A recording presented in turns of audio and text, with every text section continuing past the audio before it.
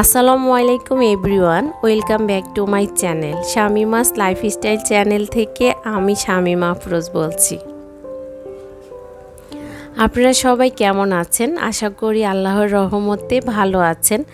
আমিও আলহামদুলিল্লাহ আপনাদের দোয়ায় বেশ ভালো আছি। আর ভালো আছি বলে তো আবারও আপনাদের মাঝে আসার সুযোগ পেয়েছি আপনাদের দোয়া আর ভালোবাসার কারণে। আমার চ্যানেলটা অনেক ছোট একটা চ্যানেল। এই চ্যানেলে যারা শুরু থেকে এখনো পর্যন্ত আমার সাথে আছেন সবাইকে অনেক ধন্যবাদ জানাচ্ছি। আর যারা আজকে আমার ভিডিওটা দেখছেন এই মুহূর্তে একটা লাইক দিয়ে আমার সাথে থাকতে পারেন। সকালবেলা ঘুম থেকে ওঠার পর থেকে অনেক কাজে করেছি, সেগুলো আর আপনাদের সাথে শেয়ার করিনি। নাস্তা করার পরেই আপনাদের সাথে এই ভিডিওটা শেয়ার করতে যাচ্ছি। আজকে ছুটির দিন, তো আয়নের পাপা বাসায় আছে। বাসায় থাকার কারণে আয়নের পাপাকে দিয়ে আমার এই জরুরি কাজটা করিয়ে নিচ্ছি। এই কাজটা আমি কোনোভাবেই করতে পারবো না। আমার এই অ্যাডজাস্টারটা ক্লিন করাটা অনেক কষ্টের ছিল। আমি এতদিন ভাবছিলাম কিভাবে ক্লিন করব। এই বাসায় অ্যাডজাস্টারটা ক্লিন করাটা একটু টাফ, কিন্তু আগের বাসায় আমি নিজে করে ফেলতাম। এখানে আমার একটু কষ্ট হয়ে যায় উঠা, তারপরে গ্রিলে উঠে আমি আসলে পরিষ্কার করতে পারবো না। এই জন্য আয়নের পাপার হেল্প নিয়েছি, ও আমাকে ক্লিন করে দিয়েছে। তারপরে ও যখন অ্যাডজাস্টারটা ক্লিন করেছে, আমি অ্যাডজাস্টারটাকে যে ফ্যানগুলো আছে, অ্যাডজাস্টারের যে ফ্যানটা আছে সেটা আমি নামিয়ে একটু গরম পানি দিয়ে ভিজিয়ে রেখেছি, সাথে একটু লিকুইড দিয়ে একটু পরে আমি সেটা ধুয়ে শুকিয়ে তারপরে লাগাবো। আর ভাবলাম যে তাহলে সাথে সাথে আমার কিচেনের যে জানালাটার থাইটা আছে এটাও ক্লিন করে ফেলি। আজকে কিচেনটাকে ভালো মতো ডিপ ক্লিন করে নিচ্ছি। এই বাসায় ওঠার পর থেকে আমার আর এগুলোতে হাত দেওয়া হয়নি, তেমন একটা ধুলা ময়লা পড়েনি। তো ভাবলাম যে আজকে ক্লিন করে ফেলি, যেহেতু অনেক দিন হয়ে গেছে। আর বেশি দিন হয়ে গেলে ময়লা জমতে জমতে পরে তেল কাজটা হয়ে যায় বেশি, তখন ক্লিন করাটা অনেক কষ্টের হয়ে যায়। তো আমি ক্লিন করে নিচ্ছি। গরম পানি করে সাথে আমি ভিম লিকুইড যেটা আছে সেটা দিয়ে আগে একটু ভিজিয়ে নিয়েছি। কিছুক্ষণ ভিজানোর পরে তারপরে আমি এখন একদম ভিজে গেছে, হাত দেওয়ার সাথে সাথে দেখি ময়লাগুলো আপনি আপনি উঠে আসতেছে। এখন আমি ভালো মতো মুছে 2-3 বার মোছা দিয়েছি আর মোটামুটি হয়ে গেছে। এমনিতে এই থাইটা, কিচেনের থাইটা ক্লিন করাটা অনেক কষ্টের। এই জন্য আমি তাড়াতাড়ি ক্লিন করে ফেলছি, কারণ বেশি ময়লা হয়ে গেলে আমারই কষ্ট হবে, যেহেতু আমি নিজে একাই কাজগুলো করি। এই জন্য আমি নিজে তাড়াতাড়ি ক্লিন করে ফেলেছি, পরবর্তীতে আমার আর কষ্ট হবে না। আর কিচেনের এই কাজগুলো আসলে আপনার মাসে বা 1-1.5 মাস পরে একবার ক্লিন করলে আর অতটা কষ্ট। অনেক সময় যদি তেল কাজটার পরিমাণটা বেশি হয়, সেই ক্ষেত্রে সোডাটা ব্যবহার করলে তাড়াতাড়ি ময়লাগুলো কেটে যায়। তো যেহেতু আমার তেমন একটা ময়লা হয়নি, গ্রিলগুলো মোটামুটি ময়লা হয়েছে, হালকা হালকা তেল কাজটা হয়েছে, এজন্য আমি গরম পানি আর ভিম লিকুইড দিয়ে ক্লিন করে ফেলেছি। আসলে যতটা সহজভাবে দেখাচ্ছি অতটা কিন্তু সহজ হয়নি, কাজগুলো করতে অনেকটা সময় লেগেছে। কিচেনের এই থাইটা ক্লিন করা কিন্তু অনেক কষ্টের। যারা নিজ হাতে এই কাজগুলো করে, যেসব আপুরা, তারাই একমাত্র জানে কতটা যে কষ্টের। তো আমার মোটামুটি থাই ক্লিন করা হয়ে গেছে। আমি গ্রিলগুলোকে ভালো মতো পরিষ্কার করে নিয়েছি। আমার এই চুলাটা খুবই ভালো ছিল। তো আমি যখন আরেকটা বাসায় গিয়েছিলাম 1 মাসের জন্য, কিন্তু আমি আরেকটা বাসায় উঠেছিলাম। তো তখন আমি সিলিন্ডার ব্যবহার করেছি, আর সিলিন্ডারের জন্য আমি আলাদা একটা চুলা কিনতে হয়েছিল। তখন এই চুলাটা আমার খোলাই পড়েছিল, অতটা যত্নে ছিল না।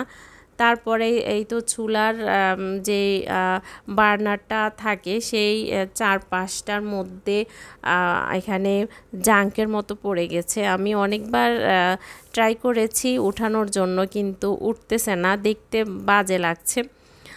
তো আমি আমার চুলাটাকে মুছে নিচ্ছি, ভালো মতো মুছে চুলার নিচেও ময়লা হয়েছে সেটাও ক্লিন করে নিয়েছি। মোটামুটি ক্লিন করা হয়ে গেছে। তো আমি অফ ক্যামেরায় ফাঁকাগুলোকে ক্লিন করে নিয়েছি, তারপরে শুকিয়ে যাওয়ার পরে আয়নের পাপাকে দিয়ে লাগিয়ে নিয়েছি। এতদিন অ্যাডজাস্টারটা ভালো মতো মানে বাতাসটা ভালো মতো যেত না, মনে হতো যে গরম হাওয়াটা ঘরেই থেকে যেত। আসলে অ্যাডজাস্টার 1 মাস 1.5 মাস পরে একবার ক্লিন করা ভালো, এতে গরম হাওয়াগুলো কিচেন থেকে বের হয়ে যায়। আমরা গৃহিণীরা তো সবসময় কিচেনে থাকতে হয়, বেশিরভাগ টাইমে আমরা কিচেনেই দিয়ে থাকি।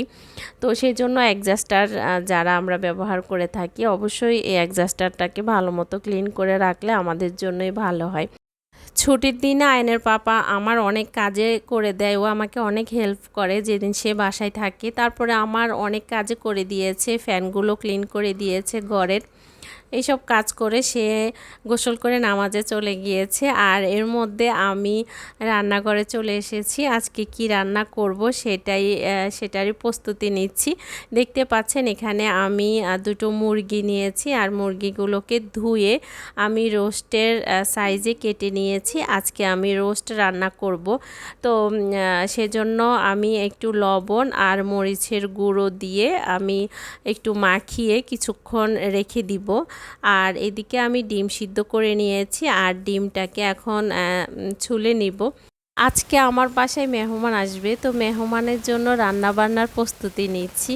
তো গতকাল রাতে আমি গরু গোছ রান্না করে রেখে দিয়েছি, কারণ আমাদের তো গ্যাস থাকে না, অল্প সময়ের মধ্যে রান্না শেষ করতে হয়। আজকে দেখলাম সকাল 7টার মধ্যে গ্যাসটা চলে গেছে, পরে আবার 11টার মধ্যে দেখলাম অল্প একটু এসেছে। তো আমি তখন সব কিছু রেডি করে নিয়েছি, আর এখানে ডিমটা সিদ্ধ করে রেখেছি। ডিমটা দেখলাম যে আমার এই চামড়াটা উঠতেছিল না, কেন জানি এমন হলো বুঝতে পারলাম না, একটা ডিম নষ্ট হয়ে গেছে। তো এই তো আরেকটাও দেখলাম একদমই খুলে এসেছে ডিমটা কুসুম থেকে। তো 4টা ডিমে অবশিষ্ট আছে, তো মেহমানের হবে, বাসায় আর এক্সট্রা ডিম ছিল না যে সিদ্ধ করে নিব। আর এখানে আমি এই তো দেখতে পাচ্ছেন অল্প আগুন, একদমই অল্প। তো আমি এখন রোস্টের জন্য মুরগিটা ভেজে নিচ্ছি। ডিমগুলো দিয়ে ভেবেছিলাম যে আজকে একটু কোরমা করব, কিন্তু ডিমের যে অবস্থা হয়েছে সেটা আর করিনি। পরে ভাবলাম যে তাহলে ভেজেই নিব তেলের মধ্যে, ওটা আবার রোস্ট পোলাওর সাথে খেতে ভালোই লাগে।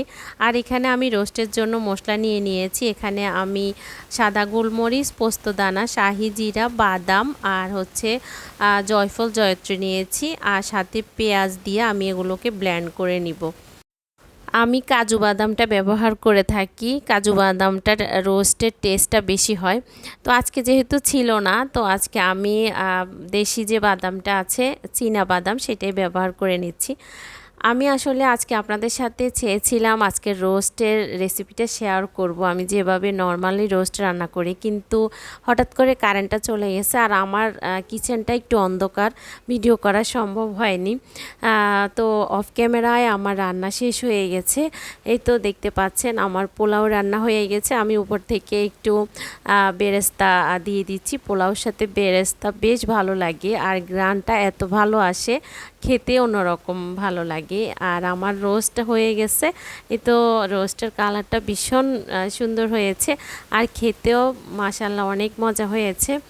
আমি তো খাওয়ারের পরে ভয়েস ওভারটা করছি, এজন্য আপনাদের সাথে বলতে পেরেছি। আর এখানে মাছটা ভাজা হয়ে গেলে রান্নাবান্না শেষ, আমি গরুর মাংসটা গরম বসিয়ে দিয়েছি।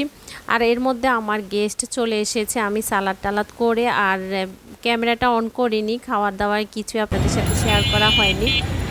এখন সন্ধ্যাবেলা আমরা এসেছি টিএসসিতে। আল্লাহ, সেই কি এক অবস্থা, মানুষের মনে হয় যেন ডল নেমেছে টিএসসি চত্বরে, হাঁটারই কোনো জায়গা নেই। আমরা কোনো রকম ওখান থেকে বের হয়ে আমরা চলে এসেছি সরোয়ার্দির এখানে। তো এখানে আসার পরও দেখলাম অনেক মানুষের ভিড়। তো আয়ান তো বের হলে অনেক জ্বালাতন করে, ওকে বেলুন কিনে দেওয়ার জন্য গ্যাঁ গ্যাঁ শুরু করেছে, তো ওকে একটা বেলুন কিনে দিয়েছি। আর এখানের খাবারগুলো বেশ মজার, তো আমরাও খেয়েছি হালকা পাতলা কিছু। বাবা ছেলের সেই কি যুদ্ধ চলছে সেটাই আমি পিছন থেকে দেখছি। ছেলে কান্না হচ্ছে সে বাইরে চলে যাবে আর ওর বাবা বলে তোমাকে এখানে রেখে চলে যাব, এ হলো কাহিনী। তো আমি এখানে ওদের এই কাহিনী দেখতে দেখতে আজকে এখান থেকে বিদায় নিই। সবাই অনেক ভালো থাকবেন, সুস্থ থাকবেন। আবারও ফিরে আসবো আরেকটি নতুন লাইফস্টাইল ব্লগ নিয়ে। সে পর্যন্ত সবাই আমার সাথে থাকবেন। আজকে এখানে বিদায় নিচ্ছি। আসসালামু আলাইকুম।